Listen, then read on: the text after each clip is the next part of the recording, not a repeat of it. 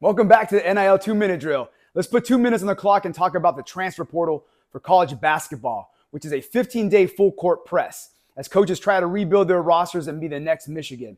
Now, as of today, we have about 1,500 men and 1,100 women that have entered into the transfer portal. That means they're leaving their school and going to find somewhere else. That's nearly 25% of all D1 talent is moving on, with expectations that there's going to be even more folks enter the portal as it moves along in the process. And coaches really don't have the luxury anymore of figuring out if players are going to be a culture fit or a locker room fit or a system fit. They've got to get these folks signed or their rivals sure will. And you don't want FOMO, fear of missing out on the player, because you're wondering, hey, is it a culture fit or not? You've got to get them signed and move on and try to rebuild your roster. But here's a risk. Players are entering the transfer portal and being promised a lot by universities or by coaches on verbal commitments.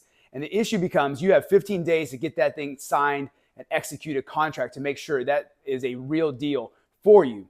And so make sure you're consulting your agents and your lawyers when you're getting these offers promised to you, because if not, you're going to be left out in the cold. Because what athletes do when they enter the transfer portal is they tell this university, at that point, this university can give that scholarship to somebody else and look for somebody else to fulfill their NIL contract and offer NIL money. Now, what you saw at the University of Tennessee women's is that they lost every single player to the transfer portal.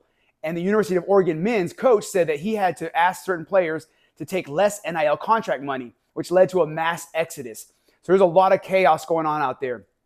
But at this point, the main thing to keep in mind if you're a player is get this contract signed and executed before that portal window closes on you. And that goes the same for coaches and universities, because until that deal is signed, it's just a verbal commitment.